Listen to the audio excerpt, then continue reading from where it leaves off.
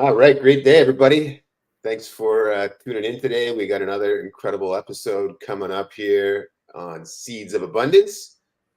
I'm Matthew Britt, coming at you from Ottawa, Ontario, Canada. My partner, Jim Gale, is traveling today back from Minnesota down to Florida. I think he's on a plane right now, so it's just myself and our guest here today, Mr. Jeff Raymond. Thank you so much for joining us, Jeff, founder, Thanks for creator having me. of Eden Growth Systems. And Jeff, to kick this off, why don't you tell everybody a little bit about yourself and your kind of journey to where you're at today with Eden? Okay, yeah, well, thanks for having me on, Matt. And I hope, Jim, going from Minnesota to Florida, so from humid to even more humid, it is probably the best way to describe that right now.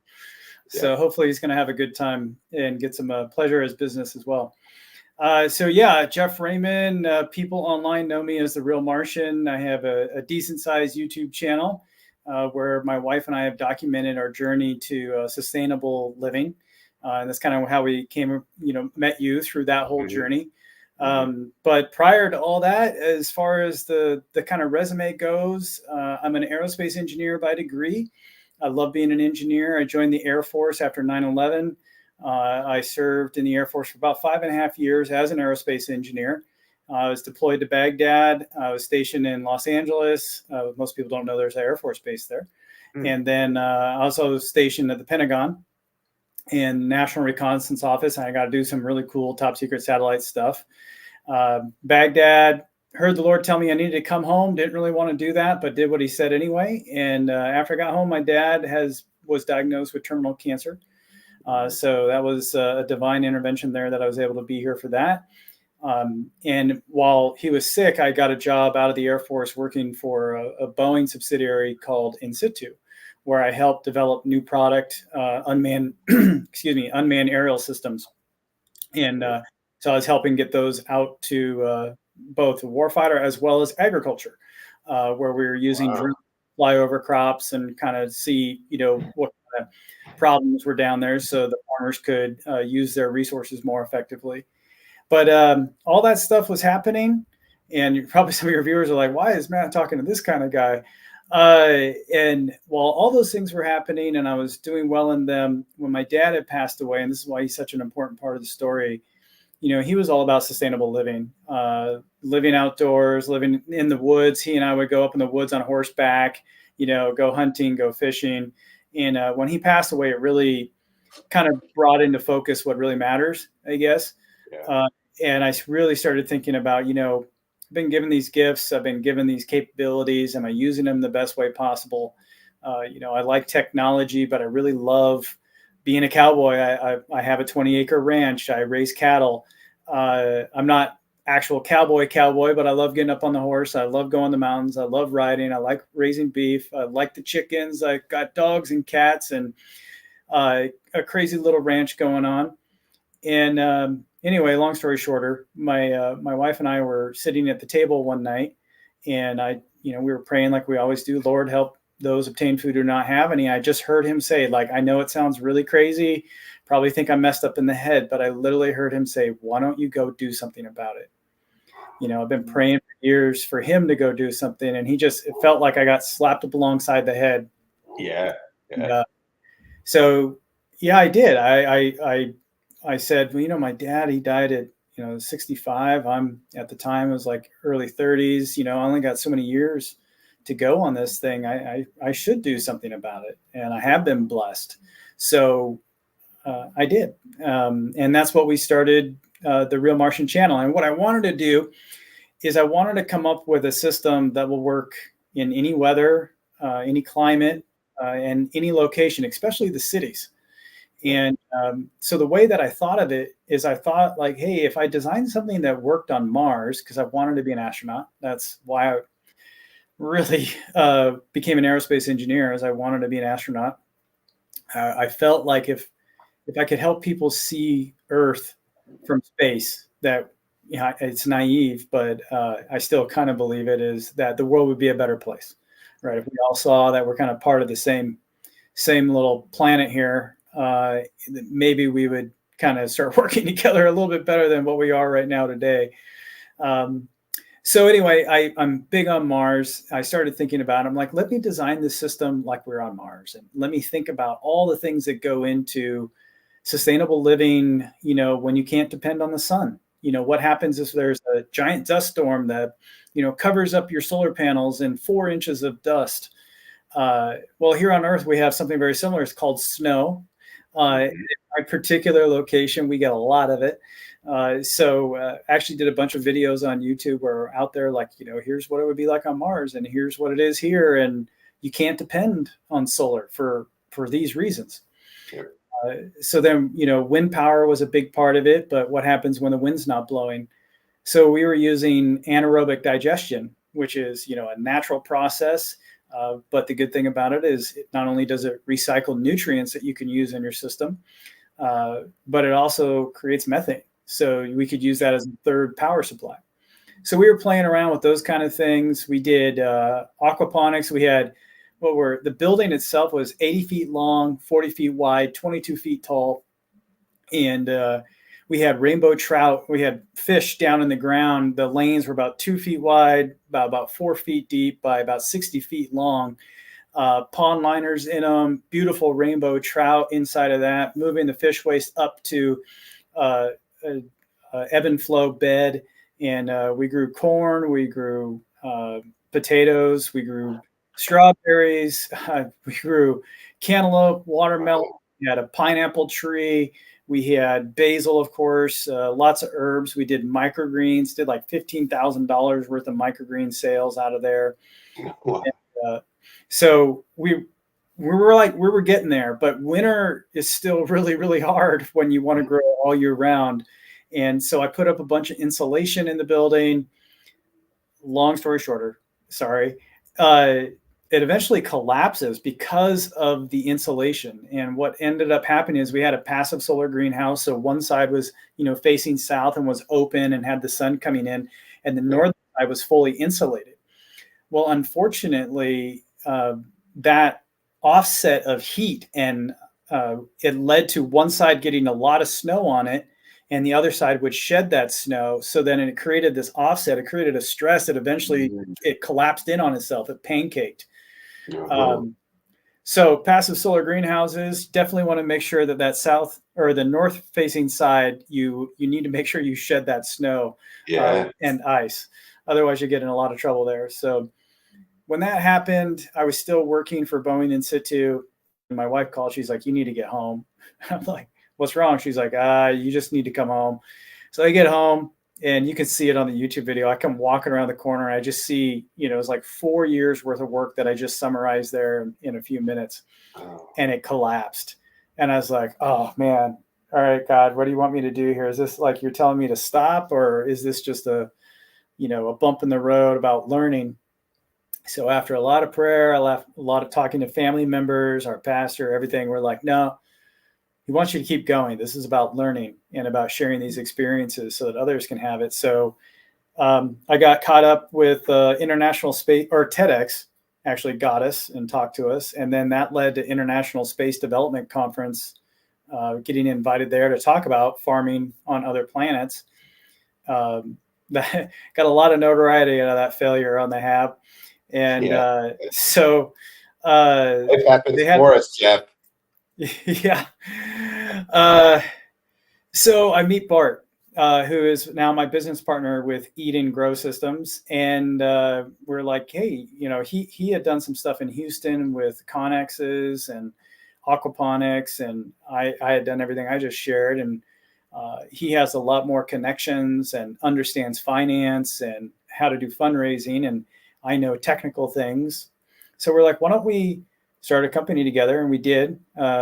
I joined his efforts, I should say, at Eden Grow Systems. And I've been working there for the past going on almost 6 years now, doing startup life, which is hard. And we've gone through a lot of ups and downs. But I guess finishing everything that we went through with the HAB and everything that he had done, we went through a series of pivots, COVID and everything that was in there. And what's really accelerated out of all that and been refined is this indoor grow system we call the Eden Grow Tower. And it allows us to grow the full spectrum of crops It could do aquaponics. In its previous version, a lot of people didn't want aquaponics. So in the new version, we've actually put that on hold because nobody wanted it. But instead of most hydroponic systems, which tend to lead to leafy greens, strawberries, herbs, stuff like that, we wanted something that grew real food, including potatoes, carrots, root vegetables of all sorts, raspberries, blackberries, blueberries. You can grow everything in our system. Tomatoes, I always get asked cannabis, and certainly grow that. Anyway, so we did that, and now we are doing this fundraising and going through that whole process of startup life, which I won't bore you with, but it's been part of my journey. And, through all of that, we connected with you and love what you're doing. And you're kind of coming at the rural and urban side of sustainable living, sustainable agriculture. And we kind of have the technology piece that we think is very helpful, since 80% of the world's population lives in the cities. Yeah. So we really want to help people. That's what we're here for. So I'll stop there and see where it goes. Well, outstanding, man. Helping people as a foundation for what you do is definitely a strong purpose that will get you through the challenges, right? The startup life is definitely not easy. It's not for everybody. It's a roller coaster, right? Of twists and turns and squiggles back and forth. And you never know how it's going to go, except that if you have a strong enough belief that you'll get to that end goal, you'll make it through those challenging times, because the passion and the purpose and the mission are so strong. So well done on that part. And I'd love to hear just a little bit more, if you don't mind sharing, about your experience in the Navy and in Boeing, and what a career that must have been. And thank you for your service there, for sure. But yeah, I'd love to hear just a little bit more about your experience and how that kind of shaped the resiliency and the toughness, the mental fortitude that you have to now take that into entrepreneurial life. Oh yeah. It was the Air Force that I was in, which is now Space Force, actually. The part of the Air Force that I was in. So there's the side of the Air Force that everybody knows, which is all the pilots and planes flying all over the place. And then there's the space side, which is everything that nobody hears about because it's all pretty much top secret. You'll see some rockets launching from time to time, but that's now what we call Space Force. They've all moved over to there. But yeah, I joined after 9/11 and really felt called to go do my part. So I did. And I used the skills that I had. So going to school for aerospace engineering and applied that. Got moved to Los Angeles Air Force Base. And it was actually interesting because, I was really excited about being an engineer. I was good at it. I could understand the concepts and everything. And I was decent at math at the time. I kind of little rusty these days, but the colonel pulled me aside and he's like, "I just want you to know, Lieutenant Raymond, you're never going to be an engineer." I was like, "What are you talking about?" He goes, "You're going to be a manager of engineers. So just get used to it." It took me 6 months to recover from that little piece of information that he told me. I'm like, I just spent how much money to become an engineer? And I went through how much schooling, and I could have just kind of jumped to the front of well, I need you to understand when to throw the red bullshit flag, when somebody's lying to me. So I ended up becoming much more of a manager, more of a leader. I actually now have a degree in leadership and management, master's. So, that really set me up for that. But I've always had that passion to get in the technical side. And that's what they had me work on. I was doing some really cool stuff, actually. I was doing war games, which sounds weird. And us Gen Xers think of the movie War Games, but it wasn't like that. That would have been way cooler, but I actually got to do some cool stuff where they move you around in different locations throughout the world, and you would meet all these people from all over the world, different countries, and you would war game. You would sit down and there was rules, and you would go against these different entities, and you would see if you did this and they did this, what would happen, and you'd hot wash it afterwards and learn. And that got me some attention up to the Undersecretary of the Air Force. Actually, some of the work I did got up to that level. So I got to go to the Pentagon and do some cool stuff there. Yeah. And but it taught me a lot about technology development, I guess, is the big thing. That's what the Air Force side of my experience in the military led to, about, what to look for in large corporations when they're trying to do something maybe not so good, because those things happen. I was part of a investigation where I was on an audit team investigating a contractor. I don't want to name any names or anything like that, but and we were going through a process of looking at a lot of details. And I remember in that process, there's this one manager who was like, you don't really want to look there. That's not a big deal. Well, it ended up being like a huge deal. Actually resulted in their program getting scrubbed and put on hold for a little bit. And it really opened my eyes to kind of how that side of the world works, and how they try to make it work. So those are two big things. Well, how technology was developed, and then just how the world works at that level. Yeah. And that definitely helped. Both those things helped me understand startup life a lot more. Yes. Kind of turn into a little bit of a curmudgeon, or kind of lose a little bit of faith in humanity, because you see more of that stuff than you see of the good things. And then when I deployed, I actually volunteered, and it was interesting how I volunteered, because in the military, they have this website you go to if you want to look at volunteering to get deployed, and on there's a bunch of jobs, and they have are you interested? Want more? Have questions? Click here to ask questions. Well, just to anyone going in the military, especially if you're young like I was at the time, don't click the I have more questions button unless you're ready to be deployed. So what ends up happening is I'm on TDY in LA, and I was stationed in DC, so the other side of the country. And my boss, he calls me in the middle of the night. He's like, it was still Lieutenant Raymond, what the hell have you done? How dare you deploy without talking to me? I'm like, I have no idea what you're talking about, sir. What's going on? He's like, you've been selected for deployment. I'm like, well, I'm not against that. I mean, that's part of why I'm here. But honestly, sir, I have no idea what you're talking about. Here, according to this, you went on the website and you applied. I'm like, sir, I can honestly say all I did was I had a question and I asked them more, could you send me more information? You never, ever signed up for anything ever like that. You're the only one who did it. So now you're top of the list. Oh my goodness. So I got deployed, and it was interesting because it was in a job that had nothing to do with technology. It actually had to do with information. I was deployed to serve with the 18th Airborne Corps in Baghdad at Camp Victory, and I was going to be doing information operations warfare. So I ended up going to school for that before I deployed in Virginia. They sent me, Virginia Beach, and I went down to a naval school down there, and they put me through, I think it was two or 3 weeks worth of training with a bunch of people from Australia, New Zealand, UK, United States, Canada, and met some awesome people, but learned how to fight a war without ever firing a bullet. And it's interesting because that's definitely applicable to, one, marketing, and two, what's going on in the world today. It's very, very interesting that I was able to get that experience.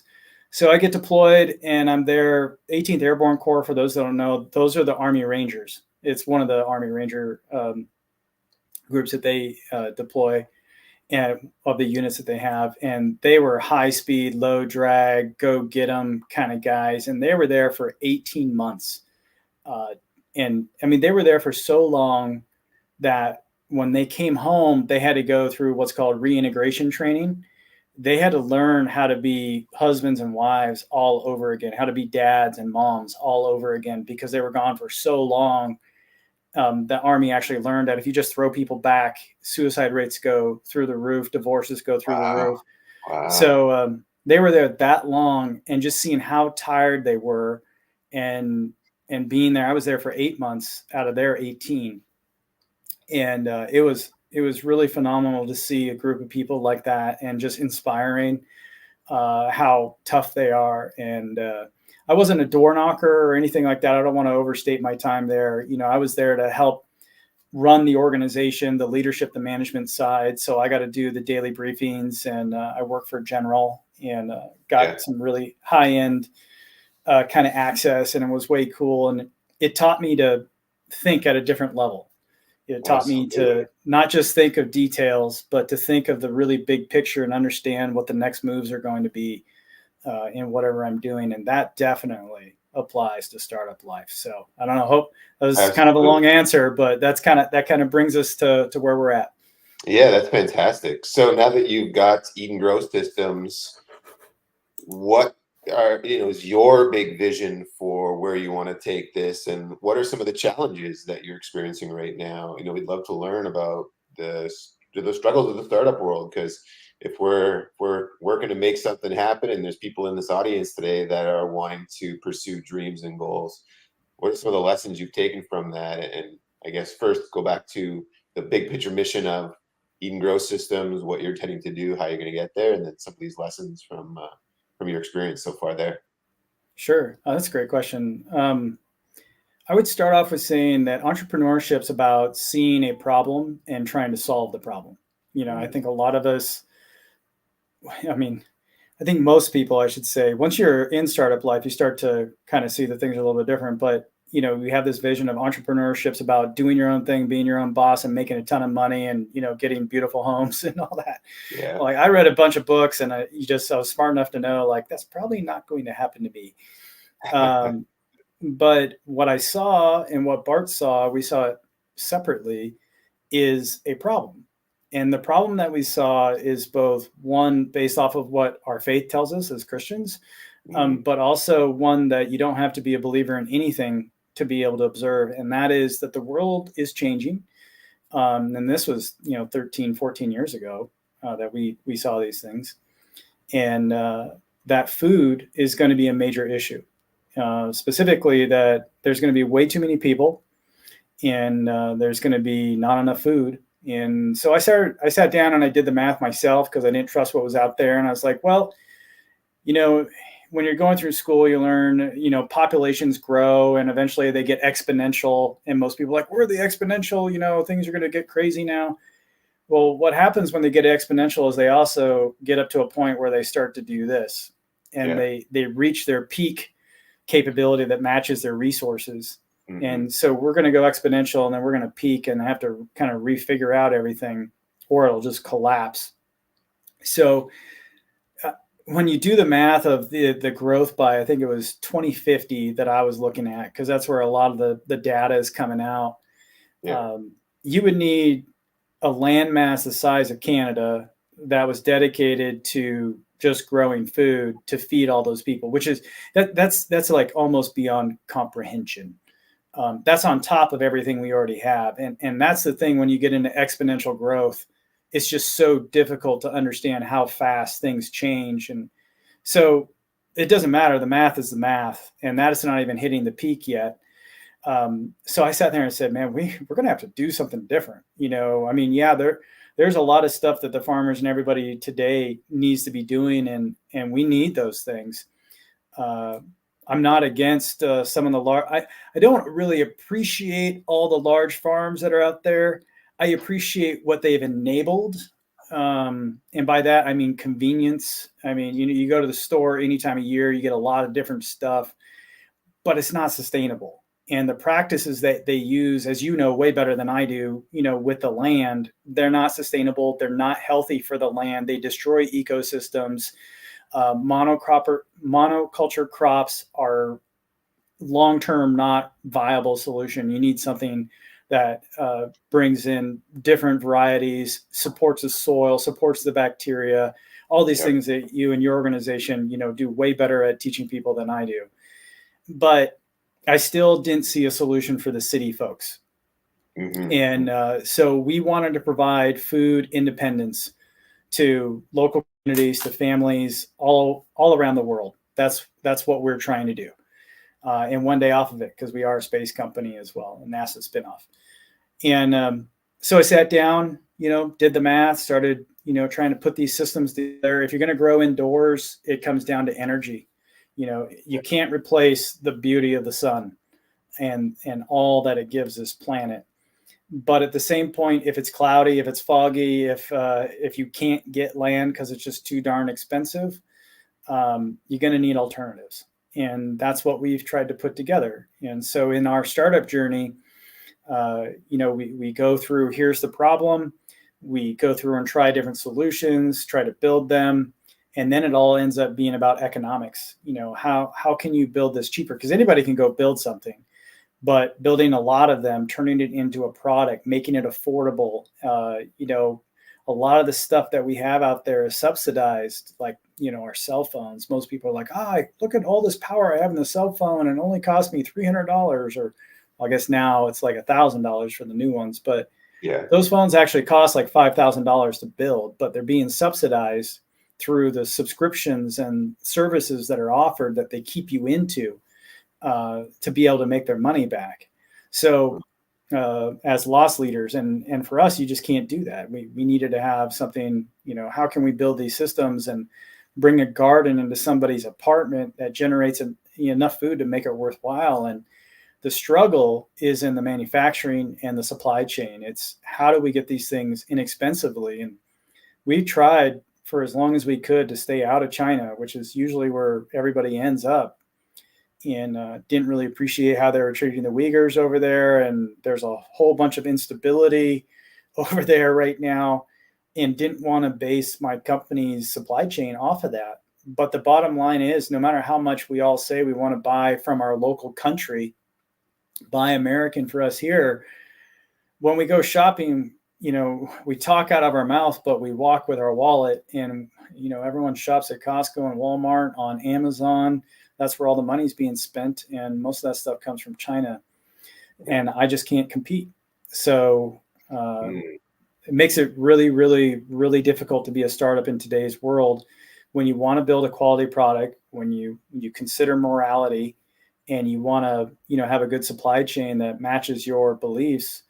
But in the end, times are tough. I mean, I don't blame people. I do the same thing when I go in. Here's the $12 thing. Here's the $6 thing. This is the same exact thing.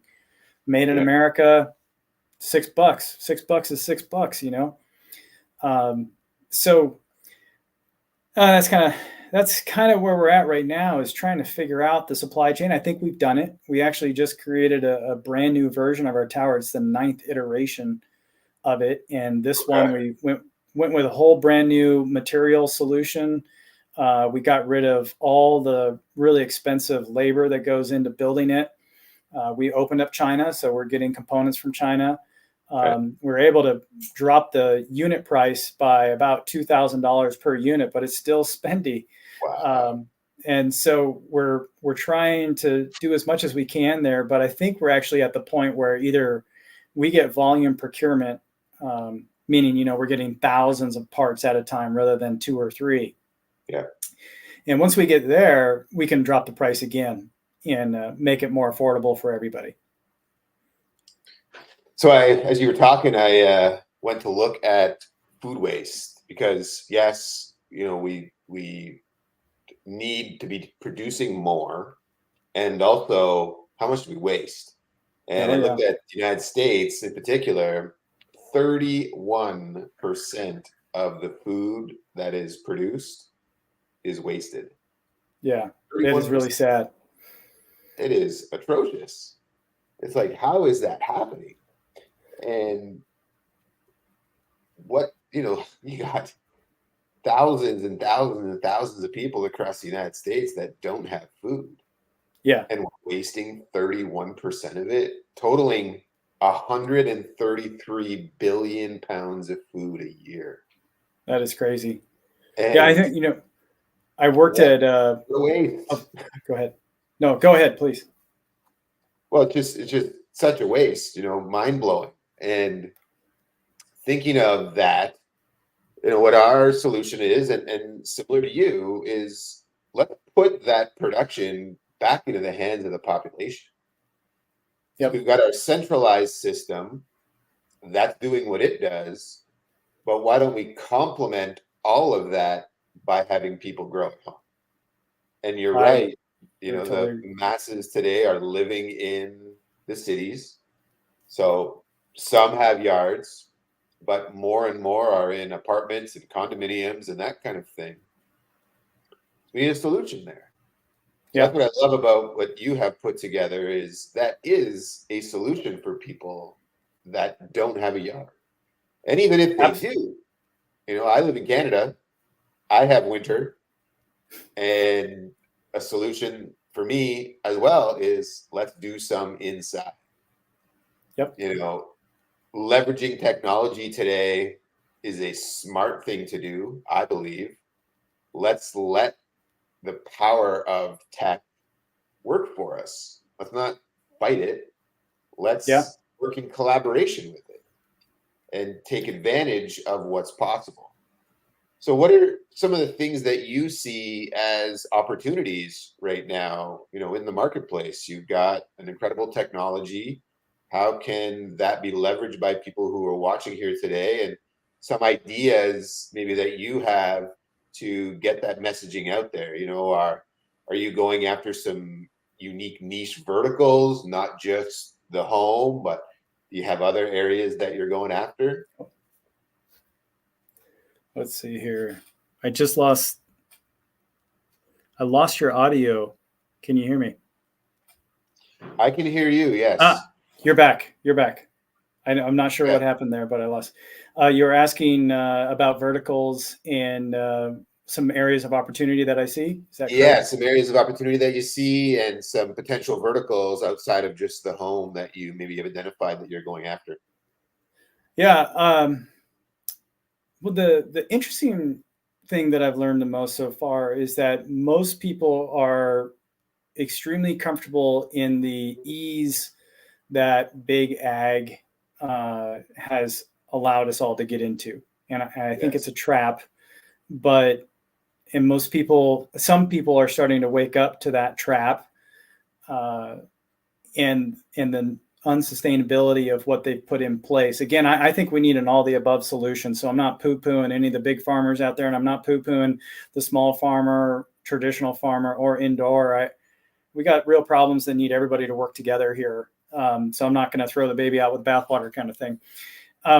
But I would say it's really hard to get people to wake up to the food situation, especially in America, because like you said, we waste so much. We have so much abundance. We have more abundance than we know what to do with. That's why there's 31% waste. There's also that centralization that makes everything really, really easy. And we're completely in the same line with your thinking. Is we think it should be decentralized. We think we should get food right next to the people who are going to be using it. That's the right answer. That's the sustainable answer. That's the food security answer. It's the right answer for communities. It's the right answer for families. It's just waking people up to that has become a real challenge. And it's a challenge not because people are stupid. It's a challenge because people are really busy these days. Our family structure, the work structure, the distractions, everything that goes into living modern life takes people away from being able to take care of themselves. Yeah. And in a sense, that means they're giving up freedom. Not in a sense, they are giving up freedom for comfort. And that comfort becomes like a security blanket that once they have, like a small child in the security blanket, when we, our little toddlers, we have our little security blanket. It makes us feel good. And as we get older, you got to give up that security blanket because it's weird when you're like, 30 years old holding onto your security blanket still. But people are getting more and more wrapped in this cozy blanket, and it's difficult to get through to that. So as far as people that we're targeting, usually it's people, using the common term, now it's cliche, but that are red-pilled, that are aware of these challenges. They're aware of not only the sustainability problem, but of the absolute trash that most of modern day large ag is pumping out. And if large ag would just take it back a little bit and introduce some more sustainability practices, they would get better nutrients in their food. And they wouldn't have as many chemicals and herbicides and pesticides on their food. They wouldn't have to use things like a peel to cover their crops. And, it's just, you probably know way more about all these things than I do, but people just like that comfort. And because of that, it's difficult to get them to understand. But the red-pilled folks, they get it. They're like, yeah, no, this food is killing me. It's killing my kids. There's a reason why there's many reasons why, I should say, kids are having health problems today. Young people are dying. Lots of reasons there, but a big part of it is food. You can't wake up and drink Pepsi and eat Cheetos all day and have donuts and expect yourself to be healthy. And then the food that is given to them that is intended to be healthy is so low in nutrients and so low in flavor because it's been driven halfway across the country to get to them. Yeah. And what is it? You lose like 80% of your nutrients within the first week of harvest. Well, vegetables spend at least a week in transport, unless you're going to farmers markets, which is what, we encourage, is everyone should be buying local as much as you can. Yes. So the red pill folks are the ones that we're going after, but then, that's not a huge, ginormous market, but it is a market there. We actually just put up a survey on our website on eatinggrowsystems.com, asking people basically, what can my company do for you? We have technology. That's where we're at. We're not you guys. We don't have all the techniques and how to change a farm and make it fully sustainable. But if you live in the city and you need help with technology, if I put together a digital farmers market where you could all come together, would that be helpful? If I did a DIY guide, would that be helpful? We have a smaller version of our towers that's in test right now. Is that going to be helpful? You guys tell me what you'd want a company to go do that's in technology, that's in food, that would help you. So we're trying to do that. And the thing I'll stop on is we really have found a lot of footing with the commercial real estate folks, because after COVID, a lot of their facilities are sitting empty. And they're looking for ways in the city, how do I get tenants back in here? And the neat thing about our systems is they're like refrigerators. They're like appliances. We spend all this money on appliances to store our food, to prepare our food. And the Eden Tower is an appliance that grows your food. Yeah. It's on wheels. You roll it in to where you need it to be. You plug it in. You put water and seeds and nutrients in it. You turn on the computer, and it's basically just like a modern day refrigerator. You check on it from time to time to make sure it's running right. And that's it. So that means for commercial real estate, you don't have to go completely change your facility in order to get our systems in there. And that saves them a ton of money. And it means we can quickly go in and they can start getting rent. And then if we find the right partners, we can stand up these things almost like franchises where the communities are taking care of themselves. And then all of a sudden we solved a lot of problems right there. And absolutely. And so we're excited about that. And that's kind of where we're focused at right now. Yeah. What a great opportunity to take in this empty space that is currently not producing any value, no yield whatsoever, and growing in it. Exactly. Right in a city.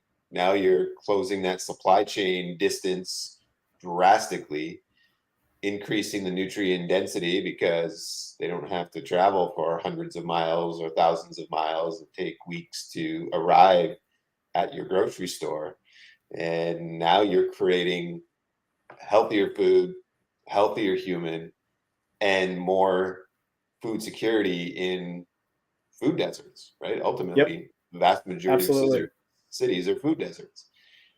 And when you think about how damaging that is for us, if we're all 100% reliant on somebody out there, hundreds, thousands of miles away from us to produce our food, utilizing serious amounts of chemicals because they're fighting nature, right? Yep. It's the only way they can produce the thing they want to produce, and only that thing is by killing everything else that's around it, completely controlling that environment. So it's time, energy, money, resource intensive. Nature is relentless. It's never going to lose, right? So they got to pour all this energy into it. And you're getting crops that are grown in really dead soil. Yep. So the nutrient density of what you're getting is already low before it even travels to you. We've got a perpetual problem that this is really a big solution for. So, well, we think so. It's part of a solution. We need everybody like yourselves, if there was a way I could just kind of grab the internet by the neck and be like, wake up, you know, I would love to do it, because it's here. I mean, you know, when we started, like I said, 15 years ago, we still had a ton of abundance. Things were really cheap. And relatively speaking, across the world, America still has it really, really good. Yeah. But the rest of the world, it's like a problem. It's like a darkness that's creeping in, right? And we're the last little piece of light. You know, some of the Western European countries are kind of similar, but they're experiencing it more. The UK, Scotland, Australia now too. The farmers over there, they're seeing the darkness creep in around them, and their costs are just, you know, they're getting so high that they can't be in business anymore. And you know, farmers are food, folks. Whether you like it or not, it doesn't matter. You got to have the farmers growing the food, and so, but we are now seeing it here. The darkness is on our shores. We're seeing it in the supermarkets. I don't know what it's like up in Canada, but I'm guessing it's probably similar. Is that you get three things when you go now. You see the quality of the food is dropping. Yes. A lot of the stuff that's coming in, especially in the stores right now, it's last year's harvest. It's been stored in nitrogen, you know, no oxygen, very low oxygen environments for the last year, maybe even two. And that's why you see a lot of rot on it. But they're digging through last year's stuff, which isn't abnormal. It's, you know, but the quality is more consistently bad. Yeah. And then the availability is the next thing. Is some of the things that you're really used to getting, they're not there anymore, you know, or they come in and then they're gone so quick because everyone's been waiting for them. Yeah, and the third thing is, of course, price. You're seeing the cost of goods are going up and up and up. Just last year alone, for my company, our cost of goods went up by 200%. And that's showing in food as well. Yes, it is. So those three things are just going to keep getting worse and worse and worse. So folks like yourself, working with everybody, just trying to educate. And I think that's where at Eden, we're starting to really see is, you know, maybe I should just be out there telling the story more, you know, maybe that's the thing that somehow if I can make it funny and, you know, kind of make Deadpool meets the real world, bring in food, maybe I don't know, maybe that's what people need to listen. But you definitely got to get out there and tell the story more. People need to hear it. So you should be shouting from the rooftops on every possible show you can get on. Make your own stuff. You've already got a YouTube channel, but get that messaging out there. The population is realizing there's trouble on the horizon. Not everybody, but there are a lot of people that are hearing and seeing what's going on as far as the food supply changes, the price increases, the nutrient density depletion, the amount of people being sick. Farmers are talking about what they believe is happening. You know, you are hearing them say, the government's coming after your food, people. Yeah. And the government, as much as we like to believe they're our friends, they're not. Not so much. You can't trust them today in the same way. If you look throughout history, the people that have committed the worst atrocities on humanity, it's been governments. It has been the people in power. And we're expendable to them, right? They print money. And just think about it this way. They print money, yet they still tax us up the yin-yang, but they print money, literally print it out of thin air. Yep. Right?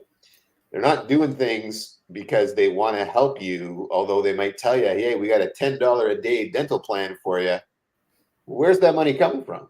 Right? Yeah. It's us. It's all coming from us. We are pawns in their game. And when they have us believing that we need them and we stay dependent on the centralized systems, these big corporations, the government, for the handouts, we're going to be in trouble. Yep. So exactly. It is time to take our power back. And we need to we fully agree this at a rapid rate, because I believe, and don't want to be fear-mongering here, but something is coming. You're not alone.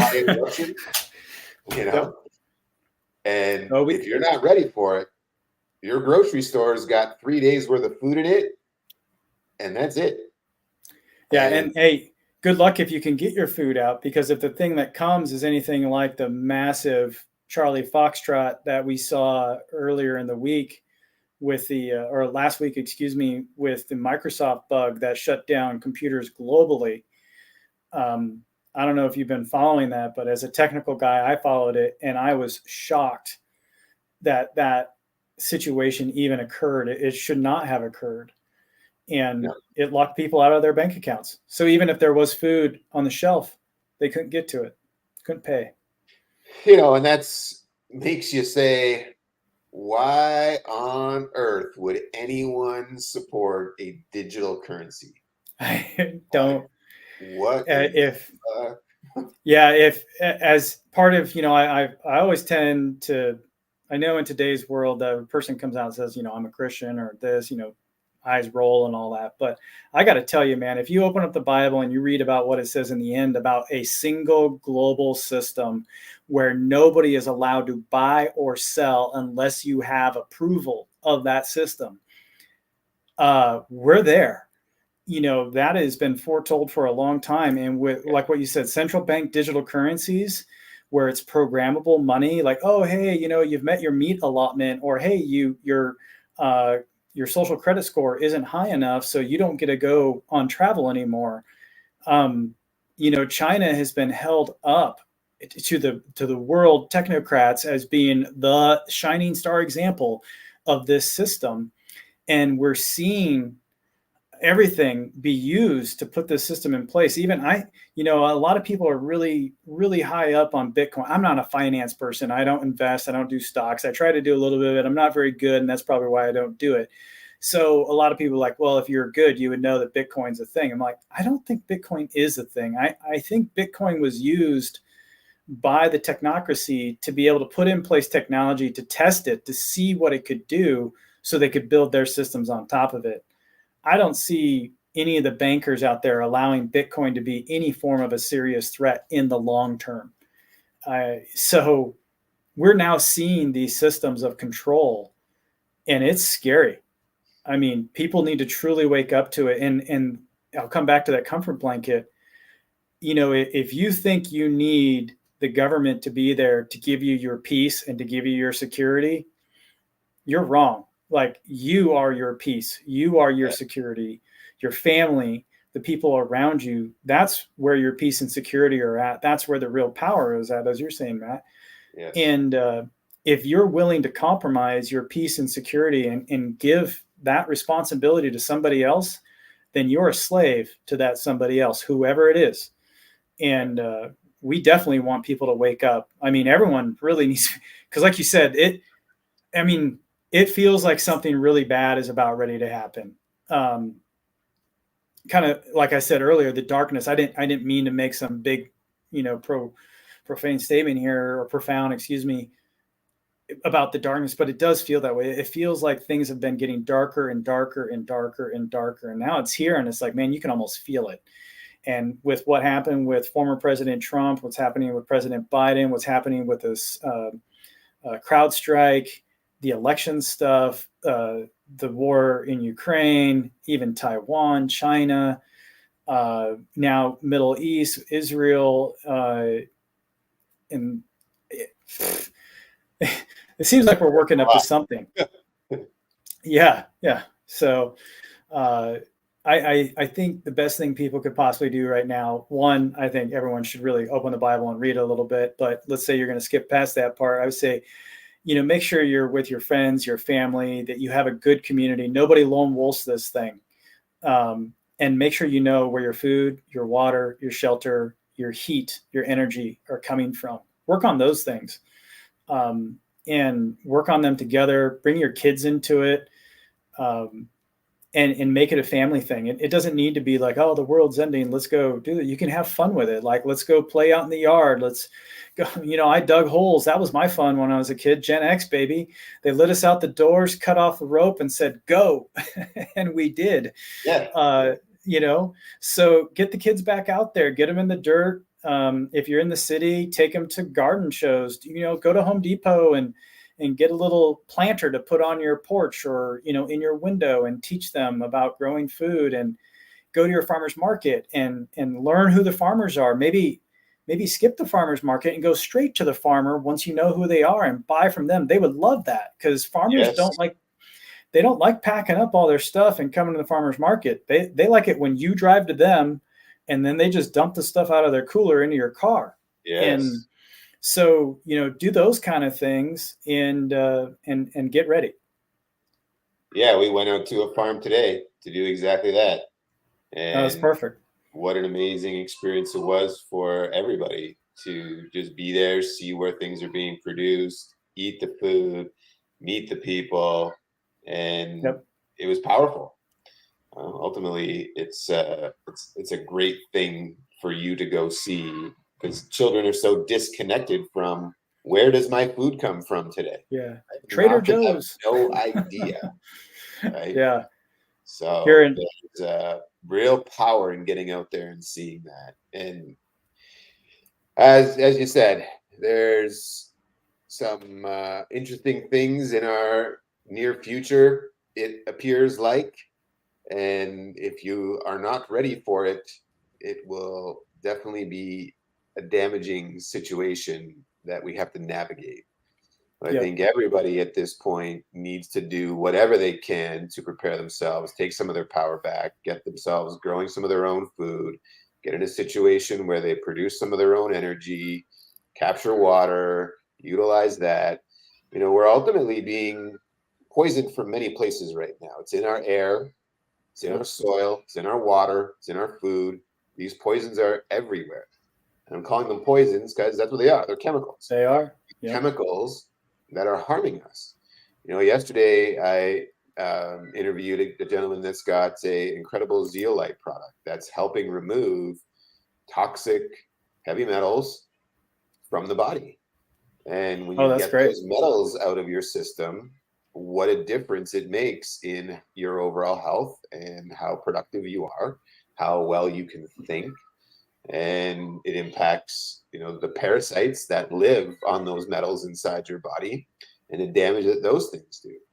But again, it's stuff that is all around us, right? These chemicals are everywhere. They're on our clothes, they're in our car, they're in our soaps and shampoos and creams and lotions, and they're in our food, in the air, in the water, and everything. They're everywhere. There's a constant onslaught of it. So it's critical that we get the best food we possibly can. And that more than likely means you're producing it yourself. We get the best water we can. It means getting tools that can help clean your water for you, even implementing air purifiers into your home, and then do things to help detoxify your body. And by doing so and taking that power back, you will create a healthier family, which equals more productive, healthier community, and on and on. And it's all something that we as a species need to realize we're part of nature, not separate from nature. Yep. And by acting like we're separate from, it's got us here. Yep. Right? It's out of balance. Right? We often try to play God, and we need to flip that script, start realizing we are part of nature and act as though we get that, and become good stewards of our resources, good stewards of the land, care for everybody else as you care for yourself. And what a difference that will make for all of us, right? Abundance is everywhere. We've just been fooled to believe it isn't. Yeah. Right?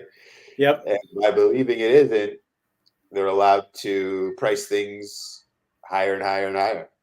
Right? Well, and now they're starting to digitize those things, so they can really price them higher and higher. I agree with everything you're just saying there. So become independent. Conversation today, and somebody asked here, do you think the integration of AI into farming will address some of these issues?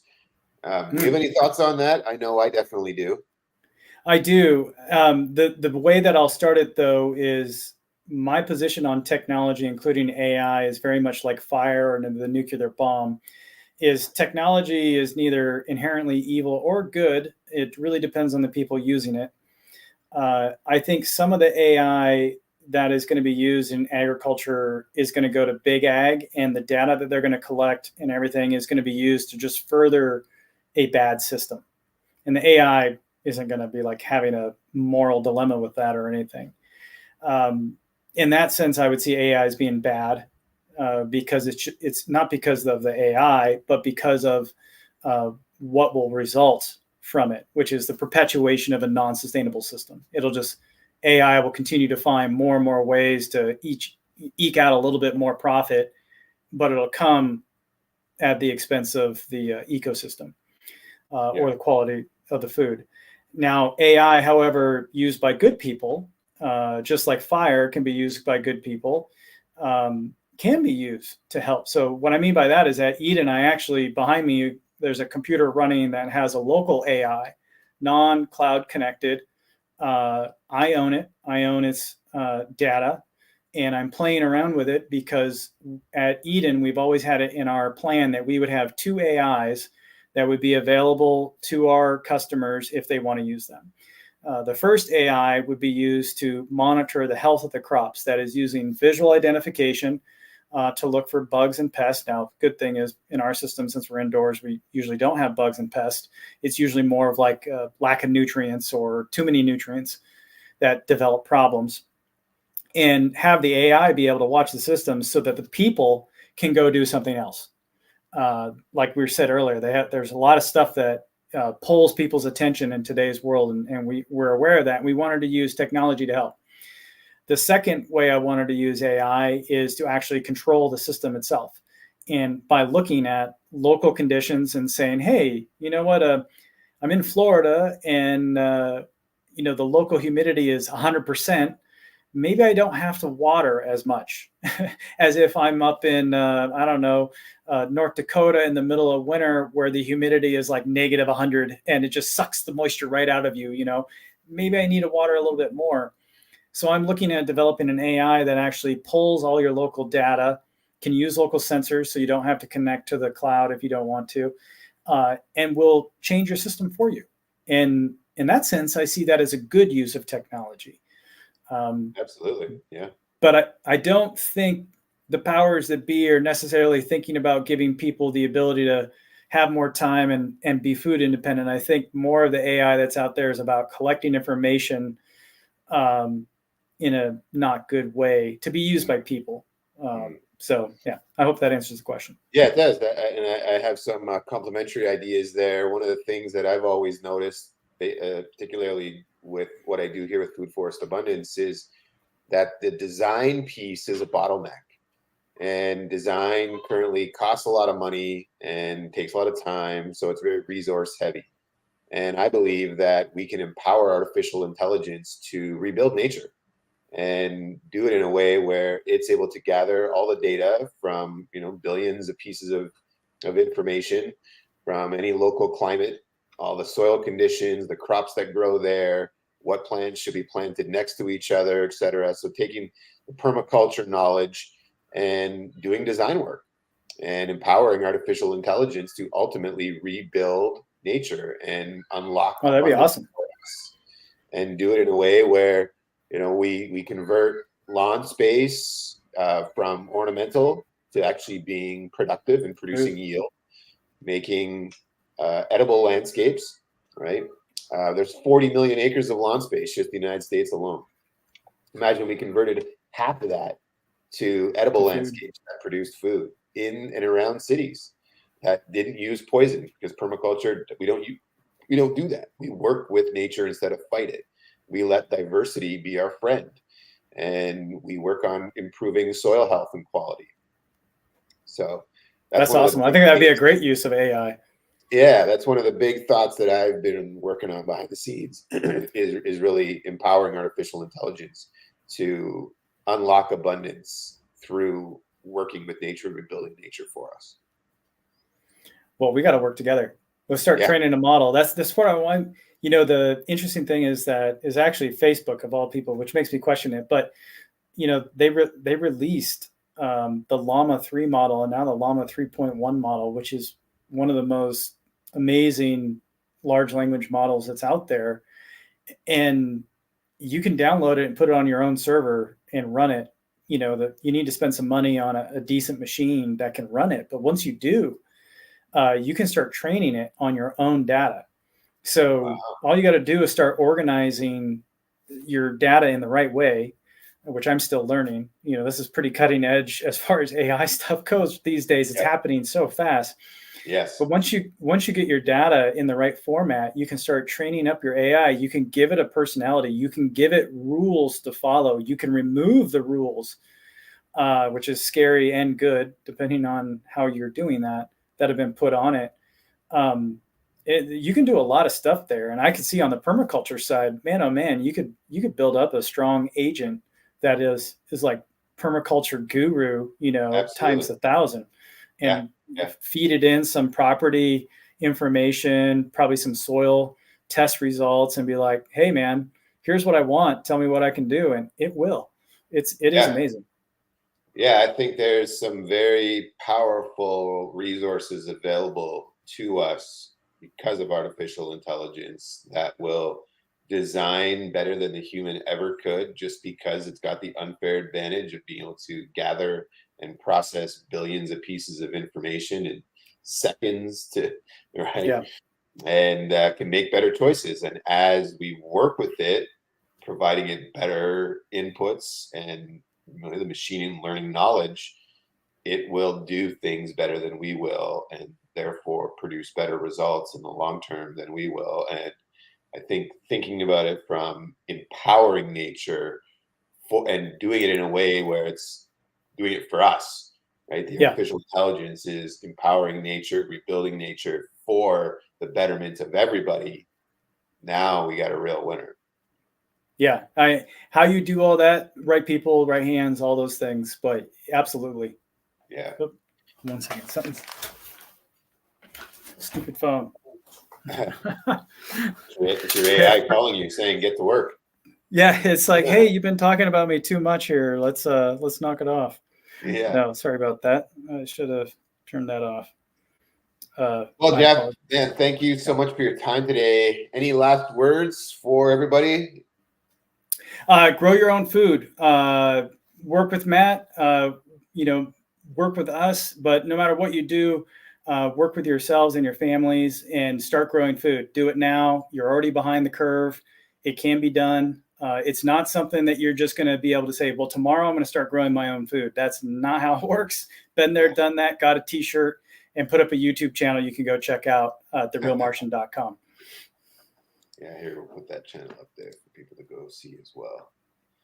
Well, hey, man, I really appreciate your time. It's been fantastic talking with you and getting to know you over the past couple months as you and your partners in Food Forest Abundance have been working on a collaboration together.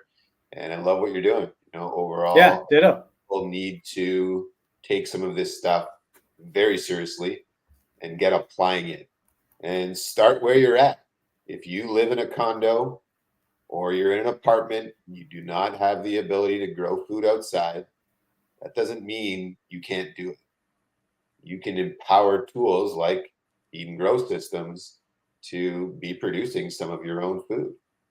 And you can show other people what you're doing, which could then turn into maybe an affiliate business where you're earning some additional revenue by you showing what you already have going, promoting somebody else's systems that you're using. So getting creative today is ultimately a powerful way for you to add additional revenue in your life by taking care of yourself. All right. So thank you, everybody, for tuning in today. This was an awesome Seeds of Abundance show with Jeff Raymond of Eat and Grow Systems. What knowledge he's got about growing inside. And go check them out, eatandgrowsystems.com. Go follow him on YouTube. Stay in tune with what he's been doing there, him and his wife, at The Real Martian. And we'll see you again real soon on another episode of Seeds of Abundance. Have an amazing day. Thank you so much. Take care. Thanks, Jeff. Yeah, thank you.